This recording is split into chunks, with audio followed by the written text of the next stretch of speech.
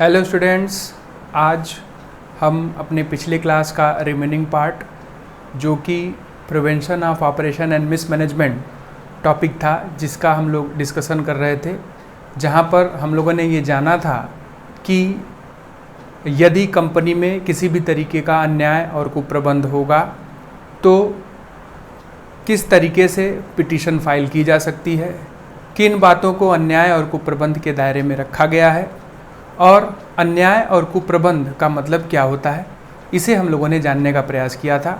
और मैंने आपसे बोला था कि इसका रिमेनिंग पार्ट हम सेकेंड पार्ट में डिस्कस करेंगे, जिसमें हम लोग ये जानेंगे कि वो कौन सी बातें हैं जो अन्याय और कुप्रबंध के दायरे में नहीं आती, जिसे कोर्ट ने डिक्लेयर कर रखा है, कौन पिटीशन फाइल कर सकता है, उनकी संख्या क्या होगी, और ट्रिब्यूनल के क्या राइट्स हैं या ट्रिब्यूनल के क्या पावर हैं, उसे भी हम आज के इस क्लास में जानने का प्रयास करेंगे। हमने अपने पिछली क्लास में ये जाना था कि यदि कंपनी में किसी भी तरीके का अन्याय और कुप्रबंध होगा तो किस तरीके से प्रोसीजर फॉलो किया जाता है, अन्याय और कुप्रबंध के रोकथाम के लिए कंपनीज एक्ट में क्या प्रोविज़न बनाए गए हैं, उसे हम लोगों ने जाना था। हम लोगों ने ये जाना था कि वो कौन सी बातें हैं जो अन्याय और कुप्रबंध के दायरे में आती हैं, और हमने अन्याय और कुप्रबंध को समझा था, जो कि सेक्शन 241 और सेक्शन 242 के अंतर्गत बताया गया है, जिसमें टर्म ऑपरेसिव को डिफाइन किया गया है और कहीं इसका जिक्र मिलता नहीं है कंपनीज एक्ट 2013 के नियमों में। तो चलिए हम लोग उसका रिमेनिंग पार्ट, जिसमें आज हम ये जानेंगे कि कोर्ट ने उन कौन सी बातों को अन्याय और कुप्रबंध के दायरे में नहीं रखा है, और हम ये भी जानते हैं कि जब किसी को ढेर सारे राइट्स या ढेर सारे अधिकार मिल जाते हैं तो वो उनका मिसयूज़ भी करने लगता है। मतलब छोटी छोटी बातों पर वो याचिका दायर करना शुरू कर देता है या पिटीशन फाइल करना शुरू कर देता है। इसी वजह से कोर्ट ने कुछ ऐसी बातों को अलग रखा है डिसीजन देकर कि ये अगर बातें होंगी तो इन्हें ऑपरेसिव नहीं माना जाएगा या इन्हें मिसमैनेजमेंट नहीं माना जाएगा। तो क्लियरली वहाँ पर डिफाइंड है, क्लियरली कोर्ट ने डिसीजन दे रखा है। तो चलिए आज हम इसको डिस्कस करेंगे और आज ये टॉपिक जो है समाप्त भी हो जाएगा, ऑपरेशन और मिसमैनेजमेंट वाला। यहाँ पर बोर्ड पर जैसे हम लोग डिस्कस करते आए हैं, कुछ चीज़ें पहले से लिखी हुई हैं, उसे मैं एक्सप्लेन करने का पूरा प्रयास करूँगा। तो चलिए देख लेते हैं। Prevention of operation and mismanagement, ये हमारा रिमेनिंग पार्ट है। फर्स्ट पार्ट में हम लोगों ने इसके बारे में जाना था और इसके बचे हुए हिस्से को आज डिस्कस करेंगे। तो चलिए वो कौन सी बातें हैं जो कोर्ट ने कैटेगराइज किया हुआ है कि अगर ऐसी घटनाएं कंपनी में होंगी तो उन्हें अन्याय और कुप्रबंध नहीं माना जाएगा या इनके लिए कोई पिटीशन फाइल नहीं की जाएगी।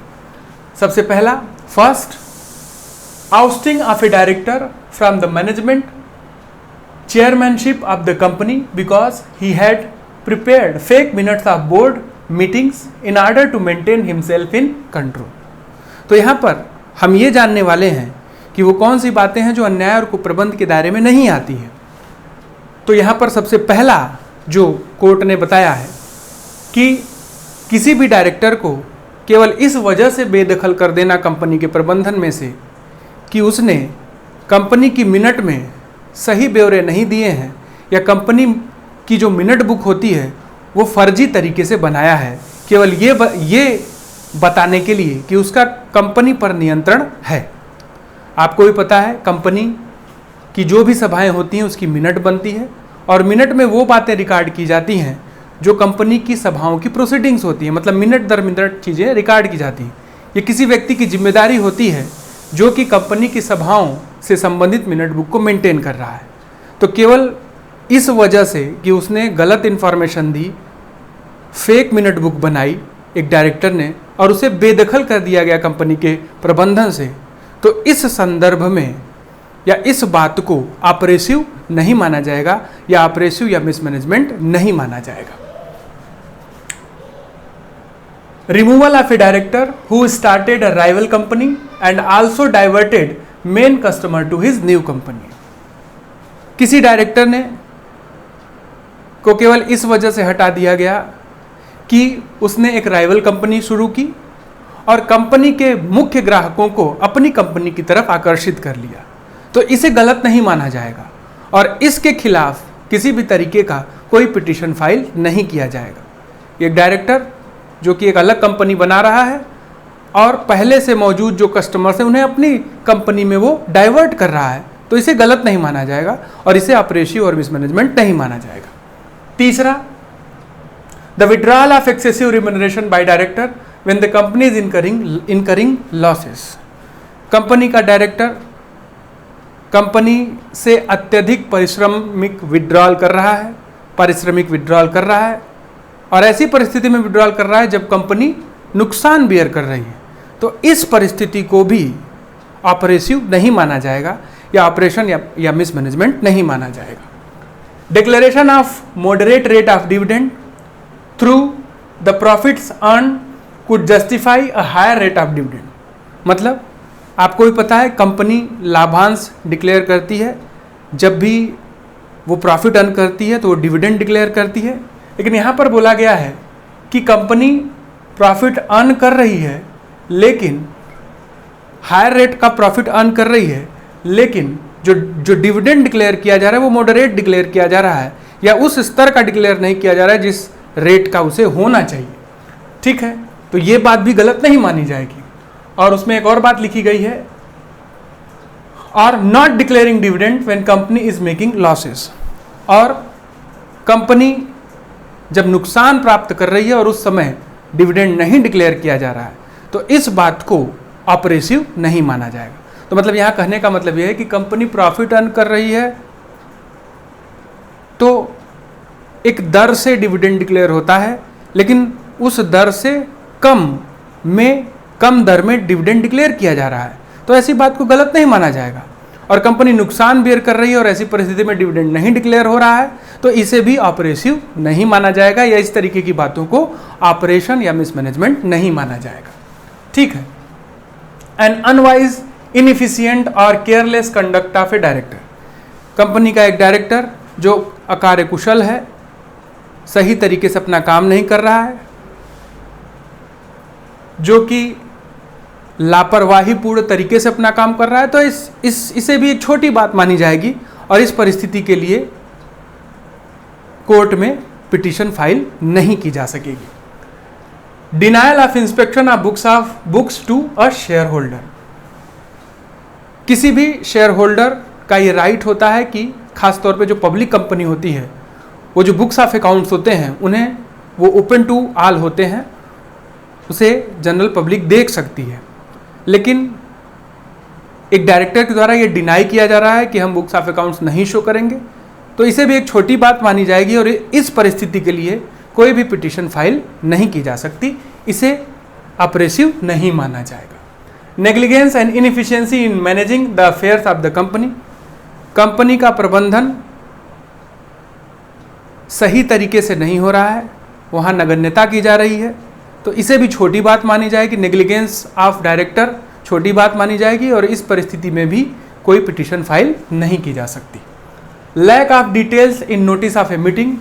आपको भी पता है कि कंपनी का पूरा संचालन सभाओं के द्वारा होता है और जब भी सभाएं होती हैं तो जो भी कंसर्न पीपुल होते हैं उन्हें नोटिस सर्कुलेट की जाती है और उस नोटिस में सारी बातों की जानकारी दी जाती है कि किस दिन मीटिंग होगी, क्या प्रोसीडिंग्स होगी, सारी इन्फॉर्मेशन दी जाती है। लेकिन अगर मान लीजिए कि किसी नोटिस में वो सारी इन्फॉर्मेशन नहीं दी गई हैं, लैक ऑफ इन्फॉर्मेशन है, तो इसे भी एक छोटी बात मानकर इस परिस्थिति में कोई भी पिटीशन एक्सेप्ट नहीं की जाएगी या इसे ऑपरेसिव नहीं माना जाएगा। तो नोटिस में अगर लैकनेस ऑफ इन्फॉर्मेशन है तो उसे भी ऑपरेसिव नहीं माना जाएगा। Allegation that properties of the company have been let out at low rents. एक एलिगेशन लगाया जा रहा है कि कंपनी की संपत्तियां कम दर पर किराए पर दी जा रही हैं, लेकिन कोई सबूत नहीं दिए जा रहे हैं। Without any proof as to what higher rents were available. क्या कोई उच्च दर मौजूद है किराए के, ऐसा कोई सबूत नहीं दिया जा रहा है। And also an unsubstantiated allegation that premium amounts were misappropriated. मतलब कंपनी की संपत्तियों को कम दर पर किराए पर दिया जा रहा है, लेकिन उसका कोई सबूत नहीं दिखाया जा रहा है, और कंपनी के से संबंधित जो प्रीमियम की अमाउंट है उसमें मिस एप्रोप्रिएशन या गबन किया जा रहा है, मिस एप्रोप्रिएशन किया जा रहा है, तो इस बात को भी जो है ऑपरेसिव नहीं माना जाएगा। सबूत अगर होंगे तो माना जाएगा, नहीं होंगे तो इसे ऑपरेसिव नहीं माना जाएगा। ठीक है।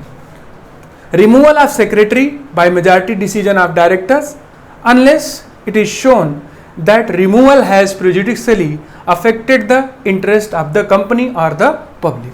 मतलब यहां पर बताया जा रहा है कि मेजॉरिटी ऑफ डिसीजन के अंतर्गत कंपनी के सेक्रेटरी को हटा दिया गया, unless it is shown that the removal has prejudicially affected the interest of the company. लेकिन ये बात शो नहीं करती है कि रिमूवल से किसी का नुकसान होगा, तो इस परिस्थिति को या इस बात को ऑपरेसिव नहीं माना जाएगा। तो मतलब किसी सेक्रेटरी को हटा दिया गया, लेकिन इसका हटाना गलत तरीके से रहा और ये अफेक्ट नहीं करता है इंटरेस्ट ऑफ द कंपनी और पब्लिक को, तो इस बात को ऑपरेसिव नहीं माना जाएगा और इसके अंतर्गत कोई भी पिटीशन एक्सेप्ट नहीं की जाएगी। तो यहाँ पर 10 जो सबसे इंपॉर्टेंट बातें हैं जो कि कोर्ट ने डिसाइड कर रखा है कि अगर ये चीज़ें होंगी तो इन्हें ऑपरेसिव नहीं माना जाएगा, और ऐसी परिस्थिति में अगर कोई पिटीशन आएगी तो उसे एक्सेप्ट नहीं किया जाएगा। मतलब कोर्ट ने क्लियरली बता दिया। पहले तो हम लोगों ने ये जाना था कि वो कौन सी बातें हैं जो ऑपरेसिव और मिसमैनेजमेंट के दायरे में आएंगी, और आज हम ये जान रहे हैं कि कोर्ट ने ही ये बता रखा है कि वो कौन सी बातें हैं जो ऑपरेशन और मिसमैनेजमेंट के दायरे में नहीं आएंगी। इनके अतिरिक्त अगर कुछ होगा तो उन्हें एक्सेप्ट किया जाएगा, उन्हें मान लिया जाएगा। चलिए इसका सेकंड पार्ट हम लोग देख लेते हैं कि कौन राहत प्राप्त कर सकता है अगर उसके साथ अन्याय और कुप्रबंध हो रहा है, तो वो कौन है जो पिटीशन कोर्ट में फाइल कर सकता है। और ये बात बताई गई है सेक्शन 244 एंड सेक्शन 241 के अंतर्गत कि वो कौन लोग हैं जिनके साथ अन्याय होगा, कुप्रबंध होगा, वो कोर्ट में अपनी पिटीशन फाइल कर सकते हैं या एनसीएलटी में अपनी पिटीशन फाइल कर सकते हैं। इसे हम लोग जान लेते हैं। तो यहाँ पर 2 चीज़ें दी गई हैं, 2-3 चीज़ें दी गई हैं। In case of company having a share capital, ऐसी कंपनी जिसकी अपनी अंश पूंजी हो, ऐसी परिस्थिति में at least 100 members of the company और 1/10 of the total number of its members which ever is less. मतलब ऐसी कंपनी जो अंश पूंजी निगमित करती है, ऐसी परिस्थिति में उस कंपनी के 100 सदस्य या पूरे सदस्यों की संख्या का 1/10 लोग पिटीशन फाइल कर सकते हैं। इनमें से 2 जो भी कम होंगे वो पिटीशन फाइल कर सकते हैं। या any member of members holding at least 1/10 of the issued share capital on which all calls and other sums due have been paid. या कोई एक सदस्य जिसके पास पूरे इश्यूड कैपिटल का 1/10 हिस्सा हो और उसने अपनी सभी काल का भुगतान कर रखा हो और उस पर किसी भी तरीके का ड्यू न हो, तो वो अकेले ही पिटीशन फाइल कर सकता है। मतलब ऐसी परिस्थिति में 100 सदस्य या 1/10 of the total number of member, और अगर एक मेंबर होगा तो वो वही मेंबर हो सकता है जिसके पास कंपनी के total number of issued share का 1/10 पार्ट हो और उसने अपने सारे कॉल्स पे कर रखी हो और उस पर किसी भी तरीके का ड्यू न हो, तो वो अकेले पिटीशन फाइल कर सकता है। Second case, in case of companies without share capital, ऐसी कंपनी जो अंश पूंजी निगमित नहीं करती हैं, तो ऐसी परिस्थिति में उसके टोटल नंबर ऑफ मेंबर्स के 1/5, मतलब share capital at least 1/5 of the total number of the company. मतलब ऐसी कंपनी जो अंश पूंजी निगमित नहीं करती है, तो ऐसी परिस्थिति में उस कंपनी के टोटल नंबर ऑफ मेंबर्स के 1/5, 1/5 लोग पिटीशन फाइल कर सकते हैं। Next, any laser number of member if so authorised by central government. हाँ, सदस्यों की कोई भी संख्या, इनसे कम भी संख्या पिटीशन फाइल कर सकती है, लेकिन उसके लिए एक बात की अनिवार्यता है कि सेंट्रल गवर्नमेंट से वो ऑथराइज्ड होने चाहिए, वो लोग सेंट्रल गवर्नमेंट के द्वारा अधिकृत होने चाहिए। मतलब सेंट्रल गवर्नमेंट से उन्हें परमिशन मिला हुआ होना चाहिए, तभी इन दोनों से कम संख्या के लोग भी कंपनी से संबंधित ऑपरेशन और मिसमैनेजमेंट से संबंधित पिटीशन फाइल कर सकते हैं। The central government itself, central government भी संज्ञान ले सकती है कि अगर मान लीजिए कोई पब्लिक कंपनी गलत कर रही है अपने मेंबर्स के साथ, तो डायरेक्ट इंटरफेयर सेंट्रल गवर्नमेंट भी कर सकती है कि वो पिटीशन फाइल करे और उसे राइट दिया गया है सेक्शन 241 सब सेक्शन 2 के अंतर्गत इंडियन कंपनीज एक्ट 2013 के अंतर्गत। तो सेंट्रल गवर्नमेंट डायरेक्टली इंटरफेयर कर सकती है और पिटीशन फाइल कर सकती है। तो ये 4 तरह के लोग हैं जिन्हें अधिकार दिया गया है पिटीशन फाइल करने का। वो तो हम ये भी जानते हैं कि मेजॉरिटी को है ही, लेकिन अगर वो मेजॉरिटी नहीं हुए, माइनॉरिटी हुए, तो वो भी जो है पिटीशन फाइल कर सकते हैं अगर उनके साथ अन्याय और कुप्रबंध हो रहा है। मेजॉरिटी को तो पूरा राइट है, उनके लिए ये नियम बनाया गया है, इतने लोग पिटीशन फाइल कर सकते हैं, चाहे वो मेजॉरिटी हो चाहे वो माइनॉरिटी ही क्यों ना हो। चलिए, ट्रिब्यूनल के क्या पावर है कि अगर कोई पिटीशन फाइल हुई तो ट्रिब्यूनल क्या एक्शन लेगा, उसकी क्या शक्तियां हैं, उसे भी हम लोग जान लेते हैं कि अगर कोई पिटीशन इन परिस्थितियों में आया कि कंपनी में अन्याय हो रहा है, कोई प्रबंध हो रहा है, पिटीशन फाइल की गई, तो ट्रिब्यूनल की क्या शक्तियां हैं, ट्रिब्यूनल किस तरीके के ऑर्डर दे सकता है, उसे हम लोग देख लेते हैं। एक्शंस बाय ट्रिब्यूनल या power of tribunal. Number 1, the regulations of the conduct of the companies affairs in future, कि अगर ऐसी कंपनी जिसके खिलाफ कोई पिटीशन फाइल हुआ है और वो कंपनी सही तरीके से संचालित नहीं हो रही है, तो भविष्य में उस कंपनी का कंडक्ट कैसे किया जाए, ये कोर्ट आर्डर दे सकता है। मतलब कोर्ट आर्डर दे सकता है कि उस कंपनी को कैसे चलाया जाएगा भविष्य में। Second, purchase of share of A member, सदस्यों के अंशों को खरीदने का आदेश दिया जा सकता है अगर उनके साथ किसी भी तरीके का अन्याय और कुप्रबंध हुआ है। Reduction of share capital, company की अंश पूंजी को कम करने का आदेश दिया जा सकता है। टर्मिनेशन और modification of agreement with managing director, manager and director, company के किसी भी अधिकारी उनके बीच हुआ अनुबंध उसे टर्मिनेट किया जा सकता है या बदला जा सकता है, जैसे मैनेजिंग डायरेक्टर के साथ, मैनेजर के साथ और कंपनी के डायरेक्टर के साथ। कोर्ट उनके अनुबंध को बदलने का आदेश दे सकता है अगर ये पाया गया कि वो गलत कर रहे हैं कंपनी में। टर्मिनेशन और modification of agreement with the third party, अगर थर्ड पार्टी के साथ कोई अनुबंध हुआ है तो उसे भी बदलने का आदेश एनसीएलटी दे सकता है या उसे टर्मिनेट कर सकता है, खत्म कर सकता है। फ्रॉडुलेंट रेफरेंसेस, किसी भी तरीके के फ्रॉडुलेंट रेफरेंसेस अगर पिटीशन फाइल होने के 3 महीने के अंदर हुए हैं तो ऐसी परिस्थिति में कोर्ट जो है उन्हें सेट ऑफ कर सकता है या खत्म कर सकता है। और अदर रिलीफ, कुछ और भी राहत हैं इनके अतिरिक्त जो कि कोर्ट परिस्थितियों के हिसाब से, जैसे मेमोरेंडम ऑफ एसोसिएशन में कोई अल्टरेशन करना हो तो उसके हिसाब से वो ऑर्डर दे सकता है जिसकी वजह से कंपनी में कुछ गड़बड़ियां हुई हों।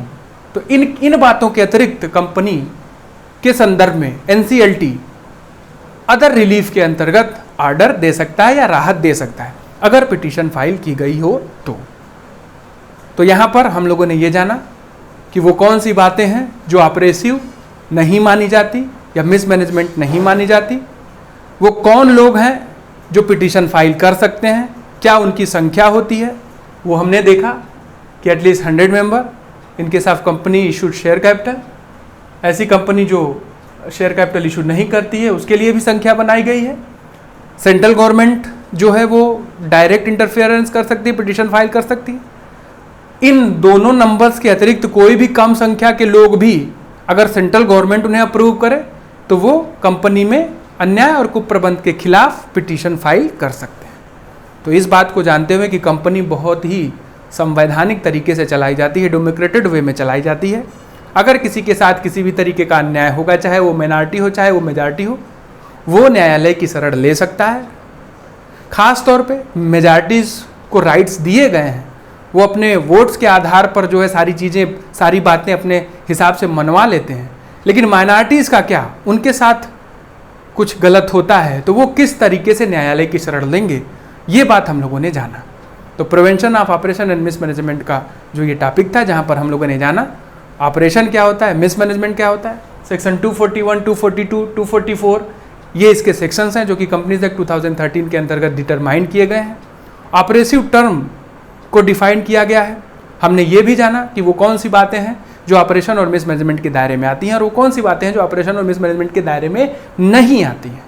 इन दोनों को भी जाना और कौन पिटीशन फाइल कर सकता है और ट्रिब्यूनल के क्या पावर्स हैं, या ट्रिब्यूनल अगर पिटिशन फाइल होगा तो किस तरीके का निर्णय ले सकता है या उसकी क्या शक्ति है। नेक्स्ट क्लास में हम नया टॉपिक डिस्कस करेंगे।